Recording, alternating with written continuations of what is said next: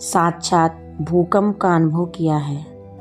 अभी कहते हैं जब भूकंप आता है तब धरती कांपती है, इमारतें टूटती हैं और बस्तियां की बस्तियां वीरान हो जाती हैं। मेरे निजी जीवन में भी ऐसा ही भूकंप आया जिसने मेरा घर उजाड़ा था। मन टूटा था और सपने तहस नहस हो गए, लेकिन चारों ओर पूर्व शांति बनी रही। आसपास किसी को ना तो कुछ दिखाई दिया और ना उन्होंने कोई ही आवाज़ सुनी। एक बात और, भूकंप के गुजर जाने के पश्चात कई हाथ सहायतार्थ आगे बढ़ जाते हैं, जबकि मैं तो नितांत अकेली खड़ी रह गई थी अतीत के खंडहरों पर। 7 वर्ष के खुशहाल विवाह के बाद देवव्रत ने अचानक ऐलान कर दिया कि वह दूसरा विवाह कर रहे हैं। यूं उन्हें मुझसे कोई शिकायत नहीं थी। उन्हें एक बेटा चाहिए था बस। और 5 वर्ष पूर्व पारुल के जन्म के समय डॉक्टर ने आगाह कर दिया था कि मैं अब दोबारा मां नहीं बन पाऊंगी। अभी तक तो मजबूरन खामोश रहे देव, पर अब उन्हें अपनी एक पुरानी सहपाठिनी मिल गई थी, समीरा, जिसने अपना करियर बनाने के जुनून में अब तक विवाह नहीं किया था और अब करना चाहती थी। कितना अस्थिर हो जाता है मानव मन। एक दिन यही देवव्रत मेरे प्यार में इतने बावले थे कि मुझे अपनी पढ़ाई भी पूरी नहीं करने दी। एक संबंधी के घर विवाह में देव ने मुझे देखा तो अपने अभिभावकों को हमारे घर मेरा रिश्ता मांगने ही भेज दिया। मैं तब बीए की अंतिम वर्ष में थी। पापा कहते थे कि मेरे पास अपने पैरों पर खड़ा होने लायक डिग्री अवश्य होनी चाहिए। वह भी नहीं तो कम से कम मैं अपना बीए तो पूरा कर ही लूं। लेकिन देव उतना भी रुकने को तैयार नहीं थे। मेरा अपना कारोबार है, मुझे कौन सा इससे नौकरी करवानी है जो डिग्री की आवश्यकता पड़े। उनका तर्क था। मैं भी तो बह गई थी उनके प्यार में। ऐसा तो मैंने अब तक कहानियों में ही पढ़ा था और रजत पटल पर ही देखा था। वही सब अब मेरे जीवन में घट रहा था और मैं उस बयार में बिना पंख उड़ने लगी थी। दुल्हन बनकर इस घर में आई तो प्रिय का ढेर सारा अनुराग मिला। मुझे वह सब झूठ था क्या? बस इतनी सी होती है प्यार की वास्तविक उम्र। हम इन्हीं रिश्तों को जन्म जन्मांतर तक निभाने की बात करते हैं। प्यार में पूर्ण समर्पण ही करती है स्त्री, बिना संदेह, बिना किसी प्रश्न के, तन से, मन से, और यदि संभव हो तो शायद आत्मा से भी। मेरी जगह यदि देव होते तो वही किसी कारणवश पिता बनने में अक्षम हो जाते तो क्या मैं उन्हें छोड़ जाती? कदापि नहीं।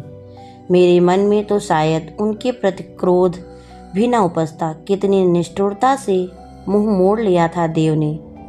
यूँ तो पुरुष चाहता है कि स्त्री कोमलांगी छुई मुई सी केवल उसी को समर्पित रहे, पर वह जब चाहे उसे सड़क पर खड़ा कर सकता है। अकेली और असहाय। निष्ठा और प्रतिबद्धता क्या सिर्फ स्त्रियों के लिए ही होती है? मेरे भीतर सवालों का एक बवंडर उमड़ रहा था। अपने ऊंचे सिंहासन पर बैठ देव ने इतनी कृपा अवश्य की थी कि मुझे घर छोड़ने को वह नहीं कहा था। मैं और पारुल ऊपर की मंजिल पर शिफ्ट कर दिए गए थे। दूसरे ही दिन देवव्रत मंदिर से समीरा को ब्याह घर भी ले आया। पत्थर के देवता सब देखते रहे और मुस्कुराते रहे। मंदिर के पुजारी, जो मुझे अच्छी तरह से पहचानते थे, उन्होंने भी कोई आपत्ति नहीं की।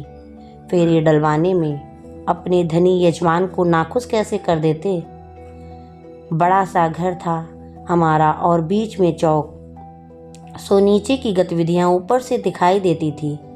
क्या लगता था देव को मैं कोई काठ की गुड़िया हूँ कि उन्हें किसी अन्य स्त्री के साथ देख बुरा नहीं लगेगा? मुझे अपमानित महसूस नहीं करूँगी मैं। कानूनन तो मैं देव पर दूसरा विवाह करने पर मुकदमा भी चला सकती थी, पर ना तो मुझ में इतना मनोबल था, ना ही धन। अपनी रोजाना की ज़रूरतों के लिए भी मैं व पारुल उन्हीं पर निर्भर थे। और यह कटु सत्य जानते थे देव। कहते हैं कि जब हमारे लिए कोई किवाड़ बंद कर दिया जाता है तो कहीं ना कहीं कोई खिड़की अवश्य खुल जाती है। मेरे लिए तो बहुत अनापेक्षित जगह पर खुली थी यह खिड़की। देवव्रत ने शायद मेरठ रहती अपनी माँ एवं विवाहिता छोटी बहन मिताली को अपने नए विवाह की खबर दी। अगले दिन सुबह ही मैंने देव के साथ उन दोनों को नीचे आंगन में चाय पीते देखा। माँ तो बहुत प्रसन्न लग रही थी। उनकी बरसों से पोता पाने की संभावना जो बन गई थी, पोते के बिना उनका वंश कैसे चलेगा और श्राद्ध कौन करेगा, इस बात की उन्हें सदैव चिंता रहती थी, जो क्रोध बनकर अक्सर मुझ पर निकलती थी। मिताली अपने बड़े भाई का बहुत सम्मान करती थी। बचपन में ही अपने पिता को खो देने से उन्हें पितृतुल्य ही मानती थी।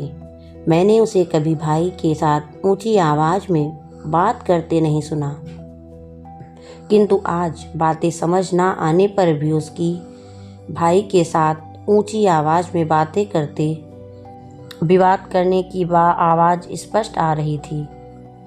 पारुल को खिला पिलाकर मैं कमरे में परेशान थी। सबसे बड़ी चिंता तो मुझे अपनी नन्ही सी बिटिया की थी। कितने नाजों से पाला था मैंने। हर दम गुड़िया की तरह सजा कर रखती, नित नए डिजाइन्स के कपड़े बनाती, फ्रॉकों पर तो क्या, उसकी बनियानों पर भी कढ़ाई करती। उसी के भविष्य को लेकर परेशान थी। अभी तो नासमझ है, समझने लगेगी तो कैसी हीन भावना से ग्रस्त हो जाएगी वह। लड़की होने का दंड मिला था उसे, वह उसकी माँ को, लेकिन लड़की होना अपराध क्यों है? कैसे समझा पाऊंगी उसे यह बात? बेटों से यदि वंश चलता तो यह परंपरा तो हमारे समाज की स्वयं की बनाई हुई है ना। काश मैं इस काबिल होती कि अपनी बेटी को इस माहौल से कहीं दूर ले जाकर स्वयं उसकी परवरिश कर सकती।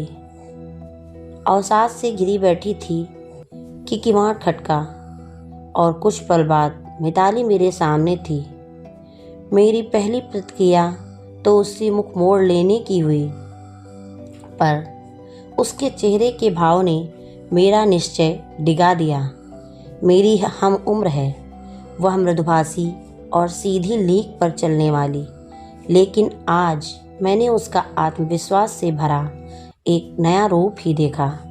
सबसे पहले तो वह थाली में भोजन परोस लाई और आग्रहपूर्वक मुझे खिलाने लगी, स्नेह सिक्त इस धमकी के साथ कि यदि मैं नहीं खाऊंगी तो वह भी भूखी ही रहेगी। बोली, पारुल को पालने की पूरी जिम्मेदारी अब तुम्हारे कंधों पर है, पर यह मत सोचना कि तुम अकेली हो, मैं दूंगी तुम्हारा साथ। मिताली मुझे उस घुटन से निकालकर अपने साथ मेरठ ले आई और अपने घर के पास ही एक कमरा किराए पर दिलवाया। नौकरी करने लायक तो कोई डिग्री थी नहीं मेरे पास, सो अपने पैरों पर खड़ा होने के लिए कोई अन्य उपाय सोचना था।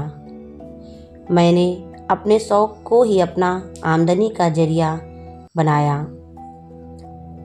इससे बहुत अधिक निवेश की भी ज़रूरत नहीं थी। एक सिलाई मशीन खरीद ली, अपना काम शुरू कर दिया। मिताली ने अपने परिचितों से कहकर मुझे कुछ काम दिलवा दिया। मैंने स्वयं को अपने पुराने जीवन से बिल्कुल काट दिया, उन यादों को भी पास ना फटकने दिया और स्वयं को काम में डुबो दिया। रात देर तक लगी रहती, दिन में कमरा सिलाई के काम आता और लोगों का आना जाना लगा रहता। रात को सब कुछ किनारे कर हम माँ बेटी वहीं सो जाती।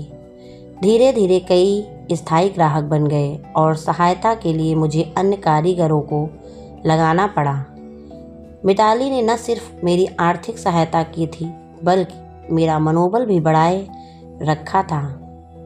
पैसा तो मैंने बाद में लौटा दिया, पर उसके एहसान किसी भी तरह लौटा नहीं पाऊंगी। सोचती हूँ इसी तरह यदि सब स्त्रियाँ एक दूसरे की सहायता करें तो स्त्रियों की अनेक समस्याएं हल हो जाएं। मिताली ने भी अपने प्रयत्नों से पारुल को अच्छे स्कूल में भर्ती करवा दिया। मैंने निश्चय कर रखा था कि पारुल को अपने पैरों पर खड़ा होने में सक्षम बनाऊंगी ताकि उसे किसी पुरुष का पूर्ण आश्रित ना होना पड़े। एकदम परिवर्तित रूप से ही सही, जीवन एक बार फिर ढर्रे पर चल पड़ा था। समय यदि भाग नहीं रहा था तो आगे तो खिसक ही रहा था। एक दिन पारुल ने अपनी पढ़ाई भी पूरी करी और नौकरी करने लगी। घर भी हमने बड़ा ले लिया था। पारुल चाहती थी कि अब मैं अपना काम बंद कर आराम करूं, पर अब तक मेरा काम काफ़ी फैल चुका था। उसमें अनेक महिलाओं को रोजगार मिला हुआ था। काम बंद करने से वह सब बेरोजगार हो जाती। दूसरे विवाह से देवव्रत को एक बेटा तो मिल गया और कुछ वर्ष मौज मस्ती से भी बीते, पर बेटा जब लगभग 12 वर्ष का हुआ तो उसकी माँ समीरा को गर्भाशय का कैंसर हो गया। ऑपरेशन हुआ और वर्षों इलाज भी चलता रहा, लेकिन तब तक बीमारी काफ़ी फैल चुकी थी और उस पर विजय पाना डॉक्टरों के बस में न रहा और समीरा देवव्रत का साथ छोड़ गई। बेटा तो पहले ही अधिक लाड़ प्यार में बिगड़ चुका था, अब तो उसे देखने वाला भी कोई ना था। कुछ बिगड़ैल किस्म के लड़कों के साथ उसकी दोस्ती हो गई, जिनका एकमात्र शगल धन उड़ाना ही था। देव उस पर नियंत्रण नहीं रख पा रहे थे तो मिताली के जरिए मुझे संदेश भिजवाने शुरू किए। वे चाहते थे कि मैं आकर घर संभाल लूं और उनके बेटे को भी यह भी इशारा किया कि वह अपनी कोठी पारुल के नाम कर देंगे। मिताली अपने भाई का संदेश अवश्य मुझ तक पहुंचा देती, पर निर्णय सदैव मुझ पर ही छोड़ देती। देव को शायद लगता था कि मैं उनका निमंत्रण पा फौरन लौट आऊंगी। तलाक की कानूनी कार्रवाई तो कभी हुई नहीं थी, सो वह शायद अब तक मुझ पर अपना अधिकार समझते थे। भूल गए थे कि जिसे उन्होंने मात्र अपनी कठपुतली समझ रखा था, उसकी डोर उनके हाथों से कब की छूट चुकी। मैं उस घर में लौटने को कतई तैयार नहीं थी जहाँ से एक दिन अपमानित होकर निकली थी। मेरा आत्मसम्मान जाग चुका था। मैं अब विवश और असहाय, आर्थिक और सामाजिक रूप से पति पर आश्रित नहीं रह गई थी। बहुत देर से बाहर घंटी बज रही थी। कमलाबाई किसी काम में व्यस्त थी, इसलिए मैंने ही जाकर दरवाज़ा खोला। सामने देवव्रत खड़े थे। सोच रही थी कि भीतर आने को कहूँ अथवा नहीं, कि वह स्वयं चलकर भीतर आ बैठे। थके हारे से बेवक्त बूढ़ा गए थे। चेहरे पर सिर्फ उम्र ही अपने निशान नहीं छोड़ती, किस भांति जिया गया जीवन, इसका निचोड़ भी अंकित हो जाता है। चेहरे पर मैं खामोश बैठी रही। कहती भी क्या, ना स्वागत में कुछ कहने को मन किया, ना ही कुशल क्षेम पूछने की ज़रूरत। सच कहा गया है कि प्रेम की असली त्रासदी यह नहीं है कि प्रेमी जन बिछड़ जाते हैं, अपितु असली त्रासदी यह है कि प्रेमी युगल साथ रहते हुए भी उनका आपसी प्यार खत्म हो जाता है। एक दिन यही शख्स मेरे सामने प्रणय निवेदन लेकर आया था। मैं भी कैसी बावरी हो गई उसके प्यार में। आज उसे देख ना मन मचला है, ना ही दिल की धड़कन बेकाबू हुई। एक बार नज़र भर देख लेने की भी इच्छा नहीं हुई। इसी स्वार्थी शख्स को एक अजब सी विरक्ति भर चुकी है मन में। असहज हो उठे उस मौन को तोड़ते हुए। देव ने ही बात शुरू की, मैं तुम दोनों को लिवाने आया हूँ। क्यों? मेरा मुंह से बेसाख्ता निकला। उम्र के इस पड़ाव में हम दोनों को ही एक दूसरे की ज़रूरत है। बहुत कुछ कहना चाहा मैंने, मसलन ज़रूरत तो मुझे भी तब भी थी देव, और देखा जाए तो कुछ अधिक ही। यूँ भी हमारे समाज में स्त्री को हर उम्र के पुरुष रूपी कवच की ज़रूरत रहती है। तब आपने यह क्यों नहीं सोचा? मेरे लिए न सही, अपनी बेटी के लिए ही सोचा होता। परंतु 15 वर्ष पूर्व यह सब सुनने का इनमें धैर्य नहीं था और आज कहने का कुछ लाभ नहीं।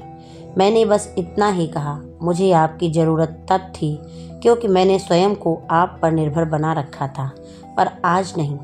इतने वर्षों के संघर्ष ने मुझे इतना मजबूत तो बना ही दिया है कि मैं पुरुष के सहारे बिना जी सकूं।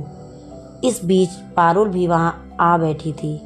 देव ने आशापूर्ण निगाह उस पर डाली, जिसका मतलब समझ पारुल ने स्वयं ही कहा, माँ की बात तो आप सुन ही चुके हैं, अब रही मेरी बात, तो मुझे आपकी वह कोठी नहीं चाहिए। जब मुझे उस घर की सुरक्षा की ज़रूरत थी तब तो वह मुझे मिली नहीं और आज मुझे उसकी ज़रूरत नहीं है। माँ को बेटी पैदा करने की सज़ा दी थी आपने। बहुत जिल्लत व कष्ट झेलने पड़े थे माँ को इस अपराध के लिए, पर अब मैं बड़ी हो गई हूँ। यथासंभव प्रयत्न करूँगी कि माँ का शेष जीवन सुखमय बीते। इस तरफ से आपको चिंता करने की बिल्कुल ज़रूरत नहीं है और अपने लायक घर भी बनवा ही लूँगी। इतना सामर्थ्य है मुझ में। अब रही बात आपकी, यदि आपको अपने बेटे पर भरोसा ना हो, यदि वह आपकी देखभाल करने में सक्षम ना हो, तो मुझे बताइएगा। बेटी हूँ तो क्या, मैं करूँगी आपकी देखभाल की व्यवस्था। मानवता के नाते हम अजनबियों की देखभाल भी तो करते ही हैं ना। अपने किए की सज़ा भुगत रहा हूँ आज, क्या तुम मुझे माफ़ नहीं करोगी? देवव्रत ने एक बार फिर एक दयनीय दृष्टि मुझ पर डाली, पर वह मेरा मन नहीं पिघला सकी। इंसान अपनी गलती मान ले तो अवश्य माफ़ी का अधिकारी है, लेकिन मैं यह जानती हूँ कि तुम जो आज मेरे द्वार पर आए हो तो इसलिए नहीं कि मेरे लिए तुम्हारा प्रेम जगा है या कि तुम्हें अपने किए पर पछतावा है, बल्कि अपना बिखरा घर संभालने के लिए आज तुम्हें मेरी ज़रूरत आन पड़ी है। प्यार तो तुम सिर्फ अपने से ही करते हो बस, पर मैं भी कोई काठ की गुड़िया नहीं जिससे जब चाहा खेल लिया, जब चाहा उठाकर ताक पर रख दिया।